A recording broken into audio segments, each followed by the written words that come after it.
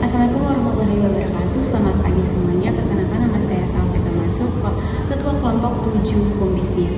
Di video kali ini saya dan teman-teman saya akan mempresentasikan materi hukum bisnis, yaitu hukum pasar modal dan investasi. Materi yang pertama akan dibawakan oleh saya sendiri. Pertama adalah hukum pasar modal dan investasi. Pertama, hukum pasar modal itu adalah seperangkat peraturan dan perundang-undangan yang mengatur kegiatan yang terjadi di pasar modal, yaitu pasar untuk membeli dan menjual sekuritas dan instrumen keuangan seperti saham, obligasi, dan derivatif. Tujuan utama dari hukum pasar modal adalah untuk menciptakan keadilan, transparansi, dan perlindungan bagi semua pihak yang terlibat dalam pasar modal tersebut, baik itu investor, perusahaan yang menyerbatkan saham, maupun pihak-pihak lain yang berperan di dalamnya. Kedua adalah investasi. Adalah kegiatan menanamkan uang atau modal pada suatu aset atau instrumen keuangan dengan harapan akan mendapatkan keuntungan di masa depan. Dalam dunia bisnis dan keuangan, investasi dapat dilakukan dalam berbagai bentuk, termasuk membeli saham, obligasi, properti, reksadana, atau bahkan dalam bentuk usaha sendiri. Bagaimana regulasi pasar modal yang transparan dan akuntabel dapat menarik investasi?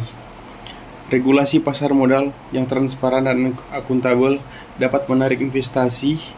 Regulasi pasar modal yang transparan dan akuntabel sangat penting untuk menciptakan kepercayaan investasi, baik domestik maupun asing.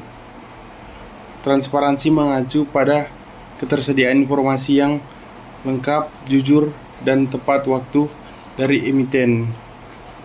Sedangkan akuntabilitas menekankan pertanggungjawaban emiten, lembaga penunjang pasar modal, dari otoritas pengawas terhadap kepentingan publik.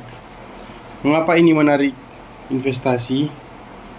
Karena mengurangi asimetri informasi antara investor dan emiten, meningkatkan kepercayaan investor bahwa dana mereka dikelola secara profesional dan sesuai hukum, minimalkan risiko investor karena bisa membuat keputusan berdasarkan data yang sah, meningkatkan reputasi pasar modal yang kemudian memperluas akses pembiayaan untuk perusahaan.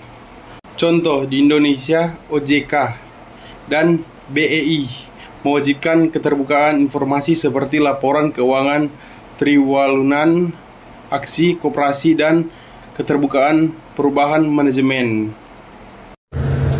Perlindungan investor dalam menghadapi praktik pasar dalam insident trading. Pasar modal harus dijaga dari praktik-praktik tidak etis, ilegal seperti manipulasi pasar atau market manipulation dan insider trading yang dapat merugikan investor dan merusak integrasi pasar. Yang pertama, manipulasi pasar. Perilaku menciptakan pesan palsu atas permintaan atau harga saham melalui transaksi palsu atau informasi yang menyesatkan.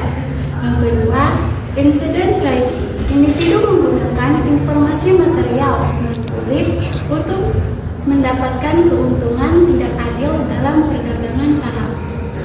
Lanjut, perlindungan hukum meliputi pertama, larangan eksplisit dalam undang-undang seperti di Indonesia melalui Undang-Undang Nomor 8 Tahun 1995 tentang pasar modal. Yang kedua, sanksi pidana dalam perdata bagi pelaku. Yang ketiga, kewenangan OJK untuk melakukan penyelidikan dan menjatuhkan sanksi administratif. Dan yang keempat, sistem pelaporan transaksi yang mencurigakan dan pelacakan kepemilikan saham oleh pihak yang terkait.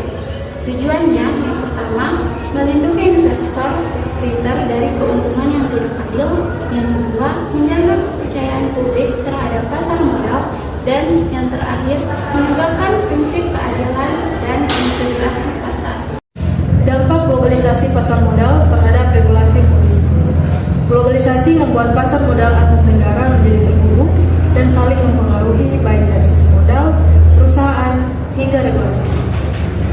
Bank dapat mencatatkan sahamnya atau dual listing di bursa asing, dan investor lintas negara dapat bertransaksi dengan mudah. Dampaknya terhadap hukum bisnis dan regulasi antara lain di sini yang pertama, harmonisasi regulasi internasional menjadi penting agar standar hukum antar negara selaras. Misalnya IFRS untuk pelaporan keuangan. Yang kedua, adopsi praktik terbaik internasional atau best practice dalam pengawasan dan perlindungan investor. Yang ketiga, peran lembaga internasional seperti International Coordination of Securities Commissions menjadi lebih menonjol. Terus yang keempat, tantangan jurisdiksi. Ketika pelanggaran hukum menjadi lintas negara, proses penegakan hukum menjadi kompleks.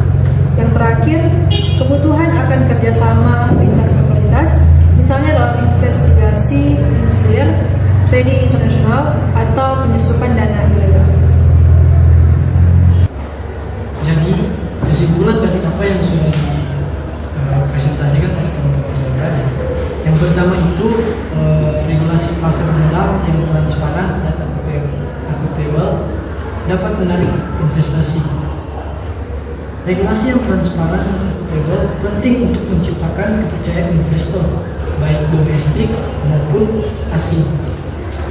Nah, transparansi memastikan bahwa informasi yang relevan tersedia untuk semua pihak yang memungkinkan investor membuat keputusan yang terinformasi. Dengan demikian, pasar yang terbuka dan terpercaya akan menarik lebih banyak investor, baik dalam jangka pendek maupun jangka panjang. Dan yang kedua itu perlindungan investor dalam menghadapi praktik manipulasi pasar dan insider trading.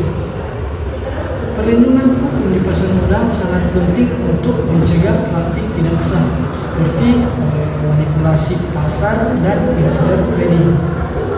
Regulasi yang memastikan bahwa investor dilindungi dan dari praktik yang merugikan dan tidak adil.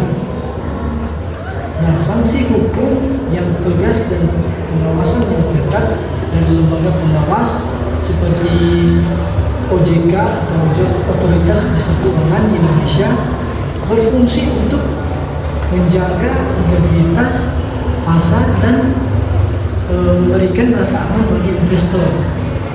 Dan yang ketiga itu dampak globalisasi pasar modal terhadap regulasi hukum bisnis. Globalisasi pasar modal menghubungkan pasar-pasar keuangan di berbagai negara, yang berarti regulasi pasar modal harus diselaraskan dengan standar internasional. Hal ini menuntut adanya harmonisasi regulasi dan kerjasama antara otoritas pengawas pasar modal internasional untuk mencegah praktik pasar yang tidak etis atau ilegal. Dampak lainnya yaitu adalah kebutuhan untuk memperhatikan perbedaan jurisdiksi serta pembuatan peraturan yang dapat mengatasi tantangan yang timbul akibat perbedaan hukum antar negara. Nah, secara umum kesimpulan ini adalah hukum pasar modal dan investasi berperan besar untuk menciptakan lingkungan investasi yang aman, terpercaya, dan teratur. Regulasi yang transparan dan akuntabel mengundang lebih banyak investasi. Perlindungan investor mengurangi risiko dan praktik ilegal.